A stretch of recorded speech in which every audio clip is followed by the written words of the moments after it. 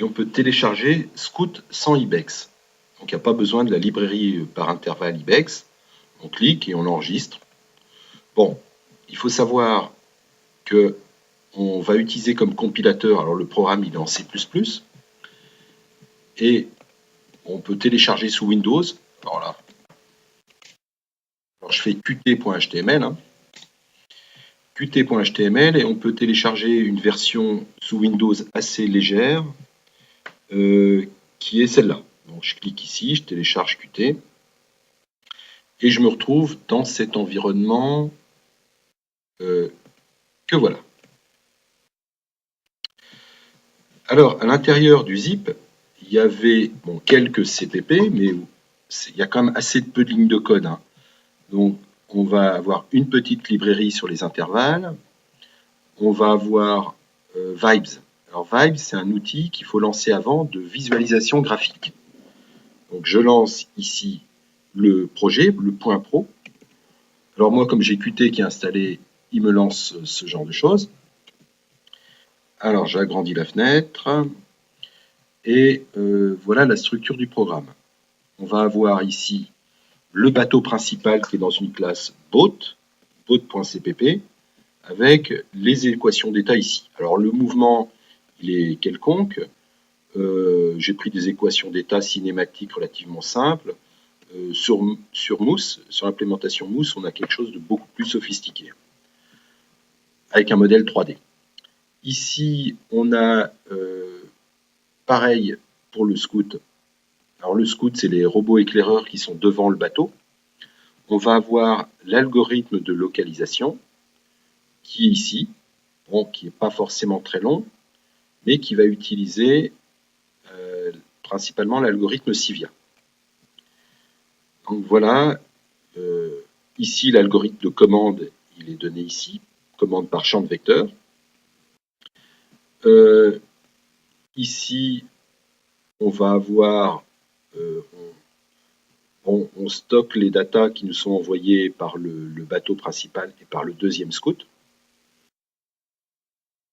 Ici, les équations d'état pour le mouvement de chacun des éclaireurs, chaque Scout.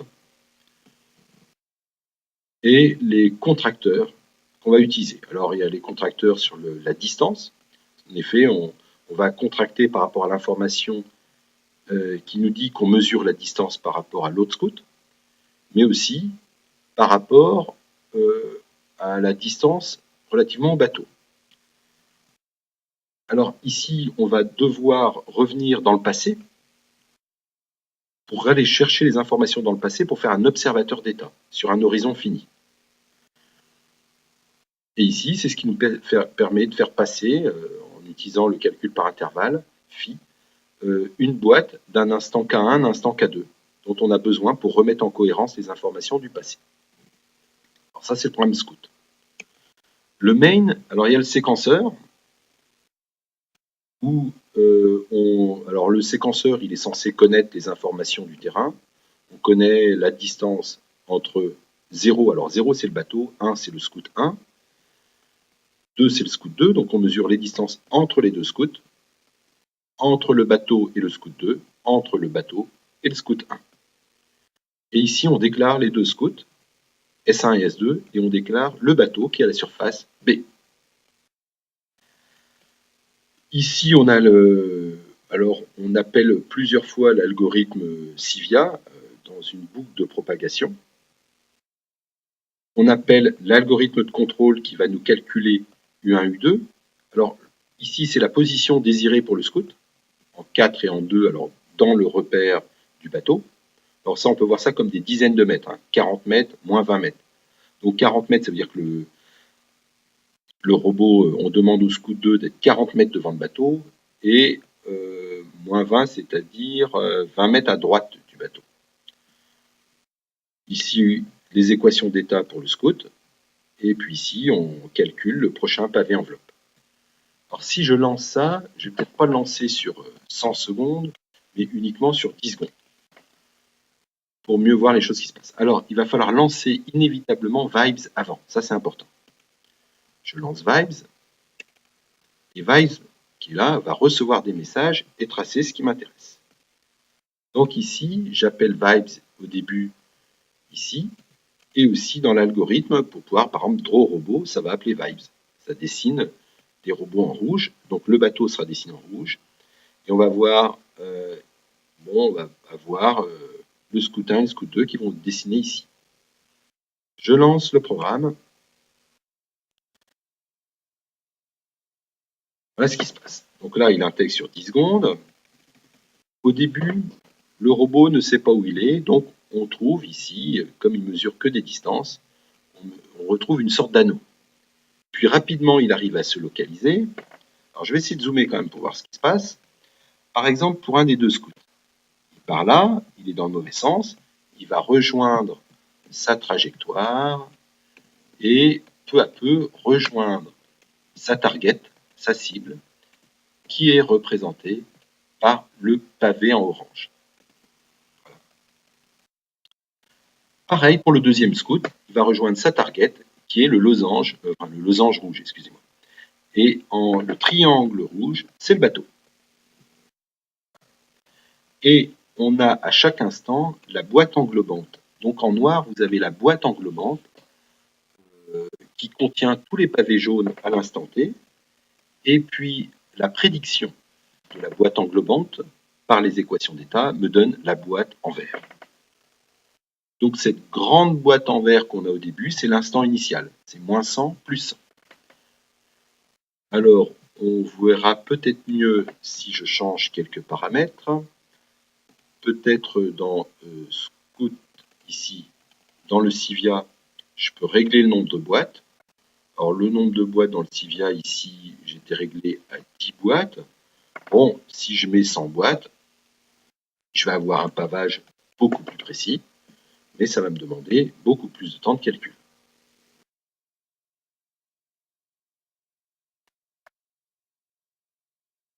Voilà, donc là, ici, on a le premier. Alors, à l'instant initial, on a le premier cercle pour le Scout 1 qui mesure sa distance, et on a éventuellement des solutions parasites, comme on voit ici, du fait, alors certaines solutions parasites disparaissent avec le temps, mais au tout début, on ne sait pas où on sait qu'on est sur ce cercle, et puis rapidement, on arrive à se localiser.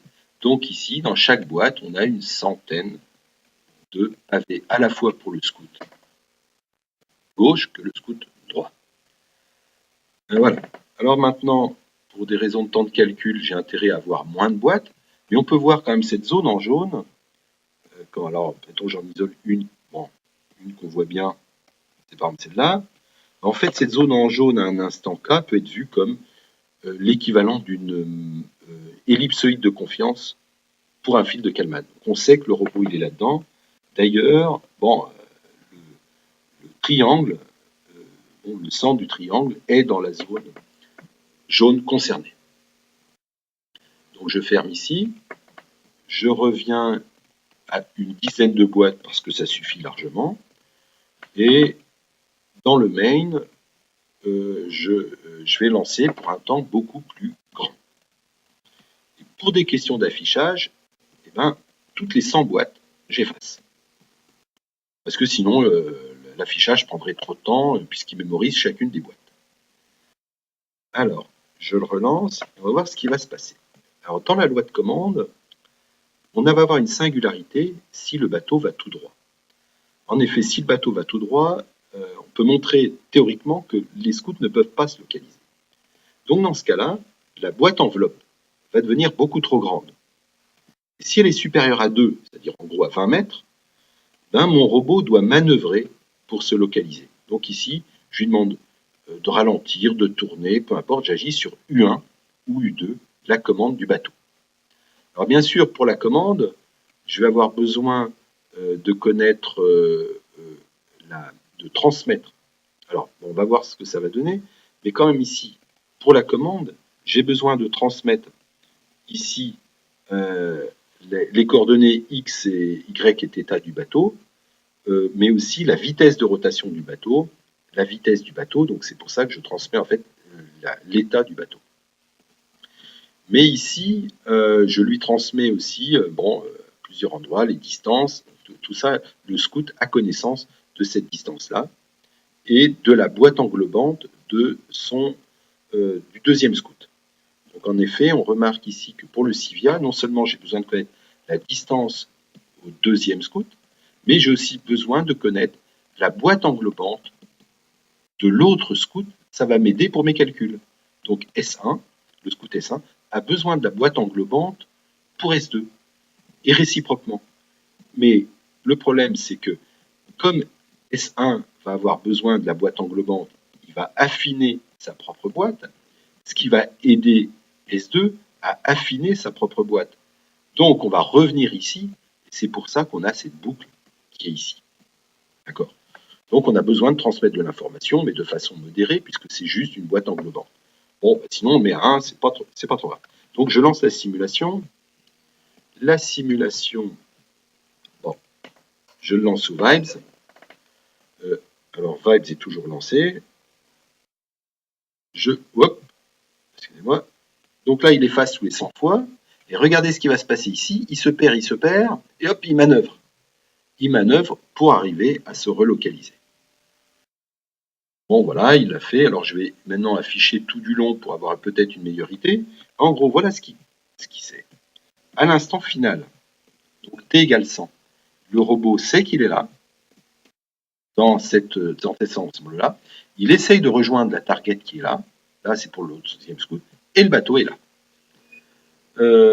J'efface ça, puis je vais essayer de tout retracer en fonction du temps. Bon, les temps de calcul ne vont pas être énormes, donc ça, je le mets en commentaire. Je le relance pour peut-être mieux voir la manœuvre qu'il a effectuée pour arriver à mieux se localiser. Voilà. Hop, je le mets en... Voilà. Hop, il a manœuvré ici parce qu'il a considéré qu'il était suffisamment perdu. Bon, là, il a beaucoup de boîtes à gérer, mais il a quand même réussi à faire le calcul.